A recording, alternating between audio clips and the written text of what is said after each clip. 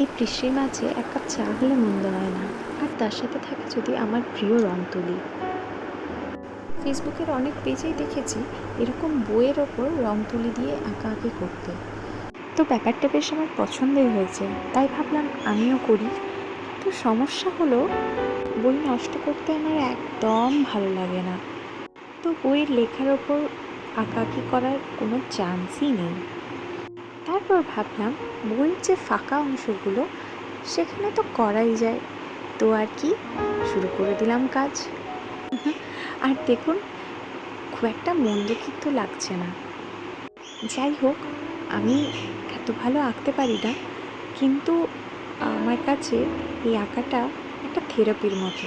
মানে আমার যখন খুব খারাপ লাগে, কষ্ট হয়, বা আমি খুব আনন্দে থাকি, বা আমার একটু শান্তির প্রয়োজন হয়, তখন আমি এই রং তুলি নিয়ে বসে যাই।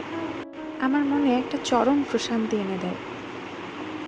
আঁকার জিনিসটাকে কখনোই আমি সেরকমভাবে সময় দিইনি, কিন্তু আমার জীবনের যেসব আপস অ্যান্ড ডাউনসগুলো এসেছে, তারপরে এই আঁকাটাই আমাকে সব কিছু থেকে বেরোতে সাহায্য করেছে। তাই সময় সুযোগ পেলেই আমি আঁকতে বসে যাই। সেভাবে কখনোই আমার আঁকা শেখা হয়নি। 3 থেকে 4 মাসই বোধহয় শিখেছিলাম। তবে এই আঁকার ইচ্ছেটা আমার তৈরি হয় আমার মামা বাড়ি থেকে। আমার ছোট দাদু, মানে আমার মায়ের কাকা, খুব ভালো শিল্পী। ছোটবেলায় আমি ওনার স্টুডিওতে গিয়ে বসে থাকতাম। দাদু স্টুডিওতে এত এত রং থাকতো, এত এত তুলি থাকতো, ইচ্ছে করতো ওগুলো তুলে নিয়ে হিজিবিজি রং করি।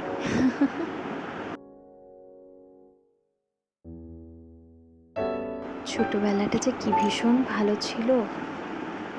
তখন মনে হতো কবে যে বড় হব, আর এখন মনে হয় ইস, আর একটু যদি ছোট থাকতে পারতাম।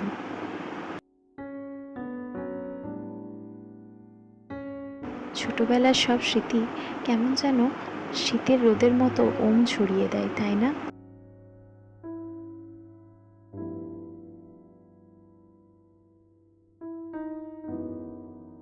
এই যে দেখুন, আমি যখন এই কথাগুলো বলছি, তখন আমার চোখের সামনে যেন মামাবাড়িটা হঠাৎ করে ভেসে উঠল। সেই স্টুডিও, সেই মামার দোকান, সেই মামাদের আটা কল। আমার অন্য দাদুরা থাকলেও আমার নিজের দাদু, নিজের দিদু কেউই আর বেঁচে নেই। যখন ভাবি জীবনের অনেক অনেক প্রিয় মানুষগুলো আর পৃথিবীতে নেই, তখন মনটা বড্ড বেশি ভারী হয়ে যায়। আমার দাদু, দিদা, বাবা এখন আর পৃথিবীতে নেই। ওদের কথা মনে পড়লে আমার চোখে জল চলে আসে। কিন্তু এই মুহূর্ত, এই স্মৃতিগুলোই আবার আমাকে বাঁচার রসদ জোগায়। এখন আমি মা হয়েছি, আমার সন্তান হয়েছে।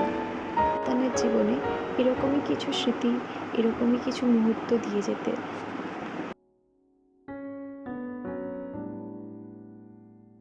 আজ থেকে 30 বছর পর আমি থাকবো কিনা জানি না, কিন্তু আমার ছেলের কাছে এই স্মৃতি, এই মুহূর্তগুলোই থাকবে। আমরা চিরকাল কমপ্লেনই করে যাই, কি নেই, কিসের অভাব, এটুকুই আমরা দেখি। আমাদের জীবনে কি আছে সেটা আমরা কখনো দেখিই না। আমরা অ্যাকচুয়ালি অ্যাপ্রিসিয়েট করতেই জানি না। যার যতটুকু পাওয়ার সে ঠিক ততটুকুই পাবে, তার বেশিও না, তার কমও না।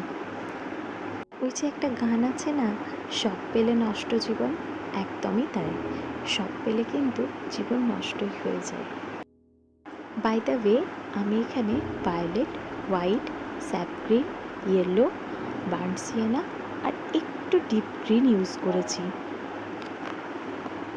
যারা আমার ভিডিওটা দেখলেন আর আমার বকবক শুনলেন, তাদের অসংখ্য ধন্যবাদ।